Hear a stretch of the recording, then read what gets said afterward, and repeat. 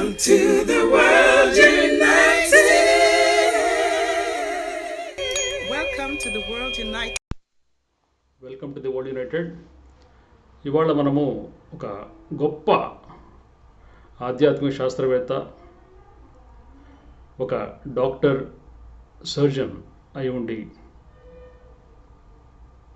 ప్రపంచ ఆధ్యాత్మిక చరిత్రలో తనకంటూ ఒక పేజ్ క్రియేట్ చేసుకున్నటువంటి great spiritual medical lama, great spiritual master అనేటువంటి డాక్టర్ ట్యూస్డే లోబ్సాంగ్ రంప గురించి తెలుసుకునే ప్రయత్నం చేద్దాం. ఆయన జీవితం నిజంగా ఒక గొప్ప ఆధ్యాత్మిక థ్రిల్లర్, నమ్మలేనటువంటి నిజం. ఎంతోమంది అవహేళన చేసిన, తూలనాడిన ఇతను కల్పితమైన కథలన్నీ చెప్పి సత్యాలుగా, వాస్తవాలుగా చిత్రీకరించినటువంటి ఒక చార్లటన్, ఒక ఇంపోస్టర్, ఒక రాంగ్ రైటర్, ఒక ఆధ్యాత్మిక చరిత్రను వక్రీకరిస్తున్నటువంటి వ్యక్తిగా చిత్రీకరణ చేసినప్పటికీ ఎన్నో ఆధ్యాత్మిక సత్యాలను ప్రపంచానికి, మానవాళికి అందించినటువంటి గొప్ప స్పిరిచువల్ మాస్టర్ లోబ్సాంగ్ రంప. ఆయన రాసినటువంటి పుస్తకాలు 20 పుస్తకాల దగ్గర రాశారు ఆయన. నేను 30 ఏళ్ల క్రితం 1990-92 మధ్యలో ఆయన రాసినటువంటి 20 బుక్స్ చదవడం జరిగింది. ఆ తర్వాత పర్సనల్గా నేను ఎప్పుడైతే టిబెట్కి వెళ్ళి, లాజాకి వెళ్ళి ఆయన చెప్పినటువంటి ఎన్నో ప్లేసెస్ స్వతహాగా నా స్నేహితులతో పాటు వెళ్ళి చూసి రావడం కూడా జరిగింది. ఇవాళ ఈ యొక్క వీడియో ఆయన జీవిత చరిత్రను ఉపోద్ఘాతంగా మనం పరిగణలో తీసుకోవచ్చు. ఆయన టిబెట్లో లాజా అనేది దాని క్యాపిటల్ సిటీ. టిబెట్ యొక్క మొట్టమొదటి రాజధాని షిగాట్సే తర్వాత లాజా దాని క్యాపిటల్గా ఉంది. దాంట్లోనే దలైలామా యొక్క అధికారిక నివాసమైనటువంటి పోటలా ప్యాలెస్, ఆ తర్వాత నార్బులింకా అని చెప్పేసి సమ్మర్ ప్యాలెస్, అది వాటి గురించి అవన్నీ అక్కడే ఉన్నాయి. ఆయన జీవిత చరిత్ర గురించి క్లుప్తంగా తెలుసుకునే ప్రయత్నం చేద్దాం. 1910లో ఆయన జన్మ టిబెట్లో జరిగింది, లాజా నగరంలో. పోటలా ప్యాలెస్ అదే దగ్గరగా జరిగింది. వాళ్ళ ఫాదర్ దలైలామా తర్వాత ఉన్నటువంటి సీనియర్ మోస్ట్ ఇన్ఫ్లుయెన్షియల్, ప్రభావితం చేసే అఫీషియల్స్లో ఒకరు. వాళ్ళ మదర్, ఫాదర్ ఇద్దరు ఆ పోటలా ప్యాలెస్ దగ్గరలోనే ఒక నివాసంలో ఉండేవాళ్ళు. కేవలం 4 ఏళ్ల వయసు వరకే ఆ ఇంట్లో ఆయన ఉన్నారు.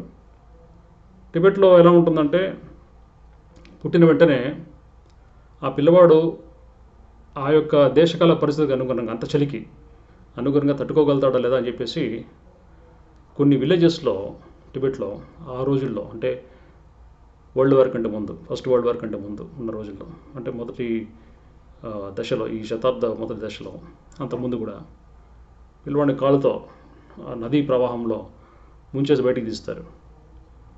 ఇది కిరాతకంగా అనిపిస్తుంది, కానీ అక్కడున్న ఏజ్ ఓల్డ్ పీపుల్, దాయిలు అంటాం కదా, అంటే డెలివరీ చేసేవాళ్ళు, ముంతసాన్లు అంటాం. వాళ్ళ నమ్మకం ఏంటంటే, ఈ అబ్బాయి బతికాడంటే ఖచ్చితంగా టిబెట్లో బతకగలడు, చనిపోయాడంటే ఇష్టం. టిబెట్ దేశం విచిత్రమైన పరిస్థితి ఏంటంటే, అక్కడ అంత రాయే, హిమాలయన్ రాయి, రాక్ బెడ్డెడ్ అనమాట, కింద సాయిల్ ఎక్కడ దొరకదు. కాబట్టి చెట్లు మొలిసే అవకాశాలు చాలా తక్కువ. చాలా దూరంగా కిందికి వచ్చిన తర్వాత పైన్ ట్రీస్, రకరకాల ఫ్లవర్స్, రకరకాల చెట్లు ఉంటాయి. ఆ తర్వాత పొలాలు అవన్నీ కూడా ఈ లాజా నగరం చుట్టూ చాలా తక్కువగా ఉంటాయి, సాయిల్ లేకపోవడం వల్ల. అందుకే చనిపోయిన తర్వాత వ్యక్తుల్ని అక్కడ కాల్చరు, ఎందుకంటే కాల్చడానికి కర్రలు కావాలి కాబట్టి, చెక్క కావాలి కాబట్టి. అలానే పూడ్చేయలేరు, పూడ్చడానికి మట్టి లేదు అక్కడ. కాబట్టి ఆ డెడ్ బాడీస్ని వాళ్ళు ఆ వ్యాలీస్ కింద పడేసేవాళ్ళు. అక్కడ ఉన్న హిమాలయస్లో ఉన్న రాబందులు వాటిని ఆహారంగా స్వీకరిస్తుంటాయి. ఆ విధంగా వాళ్ళు మరణాన్ని ఆ విధంగా డిక్లేర్ చేసుకున్నారు. అంటే ఎవరికి ఒక టూంబ్స్ కానీ ఒక శ్మశానాలు కానీ లేనటువంటి నగరం అది. Roof top of the world అంటాం. అంటే ప్రపంచంలో ఎత్తైనటువంటి ప్రదేశంలో ఉన్నటువంటి క్యాపిటల్ సిటీ ఇదే లాజా. ఈ టిబెటన్ బుద్ధిజం అన్నది ఈ లాజా నగరంలో చాలా అద్భుతంగా, చాలా అద్భుతమైన స్థాయిలో ఉండేది ఆ టైంలో. ఇప్పుడు టిబెట్ అంతా కూడా పూర్తిగా చైనీస్ ఆక్రమణలో ఉండిపోయింది. అటువంటి క్లిష్టమైన పరిస్థితుల్లో ఒకవైపు రష్యా కమ్యూనిజం యొక్క ఇన్ఫ్లుయెన్స్లో ఉన్నటువంటి చైనా పూర్తిగా టిబెట్ను ఆక్రమించుకొని అక్కడ ఉన్న అఫీషియల్స్ని, లామాస్ని కొన్ని వందల వేల మందిని పబ్లిక్లో అతి కిరాతకంగా చంపేసి, మిగతా కొంతమంది అక్కడున్న శాస్త్రాలని, అక్కడున్న ఆ చరిత్రని, స్క్రిప్చర్స్ని దాచిపెట్టడానికి ఎక్కడెక్కడో హిమాలయన్ మౌంటైన్స్లో ఉన్న గుహల్లో వాళ్ళు దాచిపెట్టారని చెప్పేసి లాబ్సాంగ్ రంప గారు చెప్పారు. ఈ యొక్క పుస్తకం 1956లో థర్డ్ ఐ అనే పుస్తకం ద్వారా ప్రపంచానికి చాలా సుపరిచితమైపోయారు లోబ్సాంగ్ రంప. 4 ఏళ్ళ వయసు అయిపోయిన తర్వాత ఆ చిన్నపిల్లాడికి అక్కడ టిబెట్లో ఆస్ట్రాలజీ ఎక్కువ ఇంపార్టెన్స్ ఇచ్చేవాళ్ళు. ఆస్ట్రాలజర్స్ ప్రకారంగా ఇతన్ని డాక్టర్గా చేయాలని చెప్పేసి నిర్ణయించారు. 4th ఇయర్ నుంచి అతన్ని లామాజరీ అంటే ఆశ్రమం లేకపోతే స్కూల్లో చేర్పించారు. దాని పేరు చెక్పోరి. అది పోటలా ప్యాలెస్కి చాలా దగ్గరలో ఉంటుంది. చెక్పోరి అన్న మౌంటైన్. చెక్పోరి అంటే ఐరన్ హిల్ అనమాట. అది పోటలా ప్యాలెస్ కంటే చాలా హైట్లో ఉంటుంది. అక్కడ పైన కట్టినటువంటి మెడికల్ కాలేజీలో ఆయన 4th ఇయర్ నుంచి 16 ఏళ్ళు వచ్చేంత వరకు అక్కడ ఉండిపోయారు. ఆయన గురువుగారు పేరు లామా మింగ్యార్ డోండప్. ఆయన యొక్క శిష్యరికంలో ఆయన చదువుకున్నారు. అలాగే కొంత వయసు వచ్చిన తర్వాత ఆయనకి థర్డ్ ఐ సర్జరీ అంటే ఈ ముక్కు పైన నుదురు మధ్య భాగంలో ఆయనకు పీనియల్ గ్లాండ్ మీద సర్జరీ చేసి థర్డ్ ఐని యాక్టివేట్ చేశారని చెప్పేసి కూడా అన్నారు. ఆ తర్వాత ఆయన హ్యూమన్ ఎనర్జీ ఫీల్డ్స్ ఆరాని చూడడము, మనిషిని చూడగానే పూర్తిగా ఆయన ఆరోగ్య పరిస్థితి ఏంటి, మానసిక పరిస్థితి ఏంటి, ఎటువంటి ఆలోచనలు చేస్తున్నారు, వాళ్ళ గమ్యం ఏ విధంగా ఉంది, వాళ్ళ ప్రీవియస్ లైఫ్స్ ఎక్కడున్నాయి, అవన్నీ కూడా చూడగలిగే శక్తి సామర్థ్యాలు ఆయనకు వచ్చేసాయని చెప్పేసి చెప్పారు. ఎన్నెన్నో విషయాలు, అద్భుతాలన్నీ కూడా ఆయన చెప్పారు.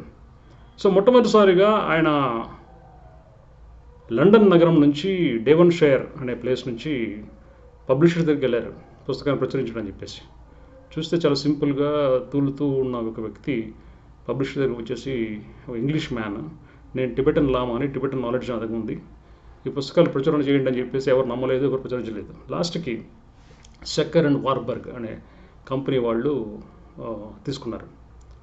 సో ఫ్రెడ్రిక్స్ వార్బర్గ్ అనే వ్యక్తి వన్ ఆఫ్ ది పబ్లిషర్స్ అని చూసిన వెంటనే నిజంగానే రాశాడా అని చాలా డౌట్ పడ్డాడట. ఫైనల్గా ఏదో ఏమైనప్పటికీ చూద్దామని చెప్పేసి ఆ పుస్తకం ప్రచురించారు. అది వరల్డ్ వైడ్ భయంకరంగా హిట్ అయిపోయింది. ఎన్నో కాంట్రవర్సీస్కి దారితీసింది. ఎందుకంటే టిబెట్ గురించి ప్రపంచానికి వెస్ట్కి అసలు పూర్తిగా ఏమాత్రం తెలియటువంటి పరిస్థితి ఆ రోజుల్లో.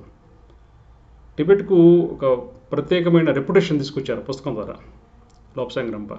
టిబెటన్ కాజ్ కోసం జీవితాంతం వర్క్ చేశాడు. అయితే ఆయన జీవితకాలంలో టిబెట్లో పుట్టి పెరిగిన తర్వాత 16 ఏళ్ల వయసులో చైనాకి వెళ్ళడము, చైనాలో ఒక మెడికల్ కాలేజీలో చేరి ఇంకా కొన్ని విషయాలు, లైట్, మ్యాగ్నెటిజం, ఎలక్ట్రిసిటీ లాంటి అంశాలు కూడా చదువుతూ ముందుకెళ్ళి ఆ చౌంకింగ్ అనే పట్టణంలో చదువుకున్నారు ఆయన చైనా మెడికల్ కాలేజీలో. ఆ తర్వాత జపాన్ వాళ్ళు చైనాని ఇన్వైట్ చేసినప్పుడు ఆయన్ని ప్రిజనర్గా, ఒక ఖైదీగా, యుద్ధ ఖైదీగా తీసుకెళ్లారు. భయంకరంగా చిత్రహింసలు పెట్టారు. ఎందుకంటే చైనా ఈయన వెనకాల చాలా రహస్యాలను, మిలిటరీ రహస్యాలను రాబట్టుకోవడానికి చాలా చిత్రహింసలు గురి చేశారు. ఎంత దారుణంగా అంటే మన 3rd డిగ్రీ టార్చర్లన్నీ కూడా తక్కువేమో అన్నంతగా, అంటే ఎన్నోసార్లు ఒక 50 times బోన్స్ బ్రేక్ చేశారు. మ్యాండిబుల్ కానీ, నోస్ కానీ, చేతులు, కాళ్ళు అన్ని చోట్ల కూడా జాయింట్స్ అన్ని బ్రేక్ చేశారు వాళ్ళు. ప్రతిసారి హీల్ చేసుకుంటూ, ప్రతిసారి రికవర్ అవుతూ లాస్ట్కి సెకండ్ వరల్డ్ వార్ అయిపోయిన తర్వాత ఆయన శరీరం ఇంకా తట్టుకోలేని పరిస్థితులు ఉన్నప్పుడు శరీరాన్ని వదిలేసి డేవన్షైర్ ప్రాంతమైన లండన్ సిటీలో ఒక ప్లంబర్ యొక్క శరీరంలో ఆయన స్పిరిట్ ఎంటర్ అయ్యేసి ఈ పుస్తకాలు రాశానని చెప్పేసి ఆయన చెప్పాడు. చూడండి, ఒకసారి నేను ఈ బాడీలో ఎంటర్ అయ్యి ఈ పుస్తకాలు రాశానంటే ఆ టైంలో ఎవరు నమ్మలేటువంటి పరిస్థితి. ఎంత వింతగా ఉంటుంది. అసలు బ్రిటిష్ ప్రెస్ అంతా కూడా భయంకరంగా అవహేళన చేశారు. భయంకరంగా ఆయన గురించి నెగిటివ్ ఆర్టికల్స్ రాశారు. ఎన్నో ఇన్వెస్టిగేషన్ జరిగాయి. మాల్టా నగరం నుంచి ఒక ప్రైవేట్ డిటెక్టివ్ వచ్చాడు, అమెరికా నుంచి ఒక ప్రైవేట్ డిటెక్టివ్ వచ్చాడు, స్టడీ చేశారు, ఇదంతా రాంగ్ అని చెప్పారు. ఒకనొక దశలో దలైలామా కూడా లెటర్ రాశారు, ఈ వ్యక్తి నిజంగా ఉన్నాడా, మీ హిస్టరీ ప్రకారం, మీ రికార్డ్స్ ప్రకారం. అంటే దలైలామా గారు కూడా మా రికార్డ్స్ ప్రకారం లోబ్సాంగ్ రంపా అనే వ్యక్తి లేడు, ఆయన రాసినటువంటి రచనలన్నీ కూడా కల్పితమైనవే, ఊహాజనితమైనవే అని చెప్పేసి కొట్టిపరిచారు. అంటే ఏ పరిస్థితుల్లో ఈ 14వ దలైలామా అంటే ప్రస్తుతం ఉన్న దలైలామా ఆ విధంగా చెప్పారో మనకు తెలియనప్పటికీ, మేబీ అది ఇంకా కొంత కాంట్రవర్సీ దారితీస్తుంది అనే ఉద్దేశంతో, లేకపోతే ఇంకొన్ని సమస్యలు ఎదురుకాకుండా అరికట్టడానికి ఉన్న ఉద్దేశంతో ఆయన ఆ విధంగా చెప్పి ఉండొచ్చు. బట్ స్టిల్ ఆయన రాసినటువంటి 20 బుక్స్ గ్రంథరాజాలు, అద్భుతమైన నాలెడ్జ్ పుస్తకాలు ఉంది. ఆయన చైనా నుంచి ఎన్నోసార్లు ప్రెజెన్స్ నుంచి తప్పించుకొని బయటకు వచ్చి కుళ్ళిపోయినటువంటి మానవ కళేబరాల మధ్య జీవిస్తూ, ఆహారం లేకుండా, నీరు లేకుండా, మా శరీరం అంతా గాయాలతో బయటకు వస్తూ, ఆయనకు ఆశ్రయించినటువంటి మనుషులు కూడా ఆయనకు సంబంధించిన ఇన్ఫర్మేషన్ సైనికులకు ఇచ్చి తిరిగి అరెస్ట్ చేయబడుతూ, ఎవరిని నమ్మాలో ఎవరిని నమ్మకూడదో అటువంటి సందిగ్ధావస్థలో ఉంటూ, ఫైనల్గా తన తెలుసుకున్న ఆద్య సత్యాలన్నీ కూడా మానవాళికి అందించాలనే ప్రయత్నంతో అక్కడ నుంచి కొరియా, రష్యా, అమెరికా, ఆ తర్వాత లండన్, ఆ తర్వాత ఫైనల్గా కెనడాలో 1973లో ఆయన కెనడా సిటిజన్షిప్ తీసుకొని అక్కడే చనిపోయారు 25th January 1981లో. ఆ టైంలో ఆరా గురించి, హ్యూమన్ ఎనర్జీ ఫీల్డ్ గురించి అద్భుతంగా వర్ణన చేసినటువంటి ఫస్ట్ స్పిరిచువల్ మాస్టర్ ఉన్నారంటే ఆయనే చెప్పుకోవచ్చు. అంటే అంతకుముందు ఎప్పటి నుంచో ఉన్నాయి, కానీ డాక్యుమెంటేషన్ ప్రకారంగా పుస్తకాల రూపేణ మనకు అవైలబుల్ ఇన్ఫర్మేషన్ లోబ్సాంగ్ రంపా గారి ద్వారా వచ్చింది. సో ఈ సిరిల్ హెన్రీ హాస్కిన్స్ అనే వ్యక్తి ప్లంబర్. ఈ ప్లంబర్ ఒక ఆల్కహాలిక్ ఇతను ఈ లండన్లో.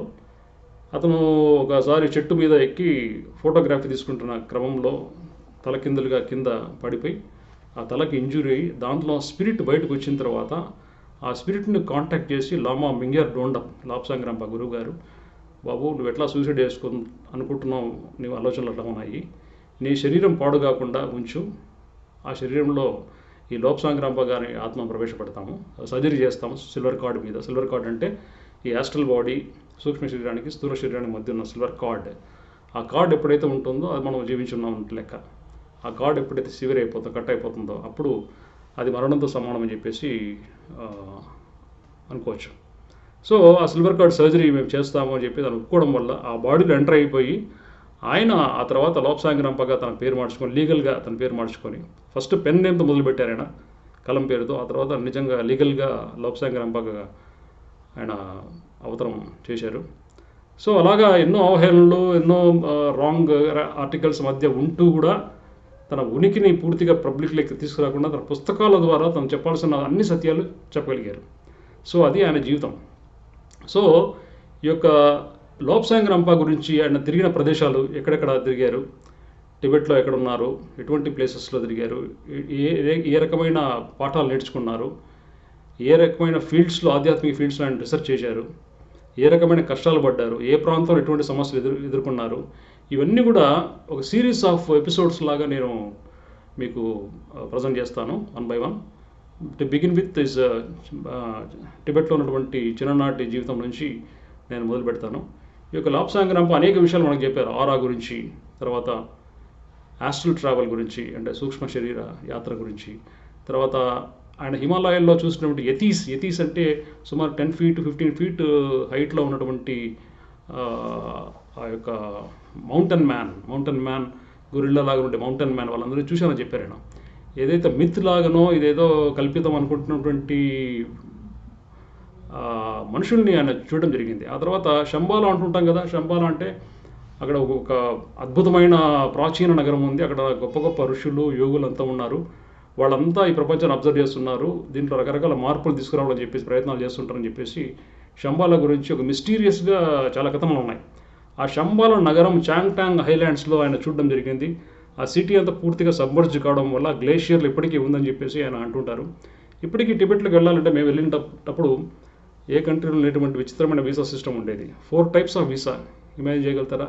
ఏ కంట్రీకి వెళ్ళినా ఒక వీసా ఉంటుంది అంతే. కానీ టిబెట్కి వెళ్ళాలంటే 4 types of visa, general visa అని, ఏలియన్ వీసా అని రకరకాల పేర్లు ఉన్నాయి. అంటే north west part of Tibet అంతా కూడా ఎవరికి వెళ్ళకుండా ఫర్బిడన్ ఏరియా లాగా వాళ్ళు ప్రజెంట్ చేస్తున్నారు, ఎవరు వెళ్ళనివ్వరు.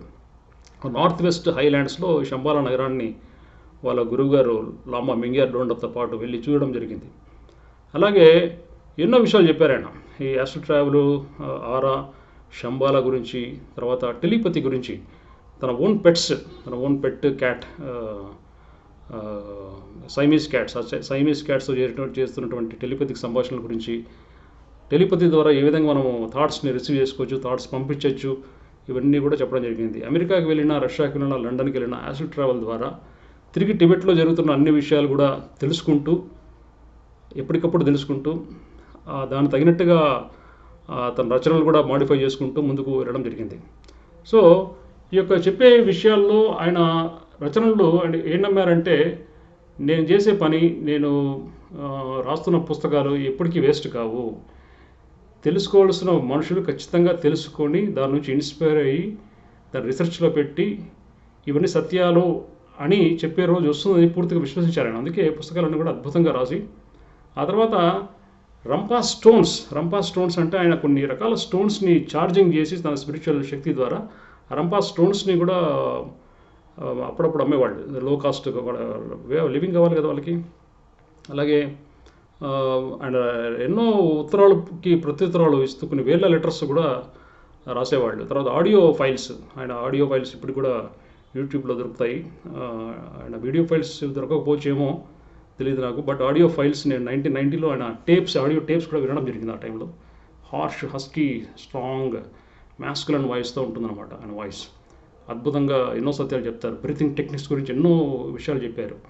అలాగే ఎన్నెన్నో విషయాలు ఆయన చెప్తూ వచ్చారు. సో ఆయన చెప్పినటువంటి అనేక పాఠాలు, జీవిత సత్యాలు, ఆయన జీవితం ఎదుర్కొన్న కష్టాలు అన్నీ కూడా ఈ సిరీస్ ఆఫ్ వీడియోస్ ద్వారా నేను మీ ముందుకు తీసుకొస్తాను. Thank you very much.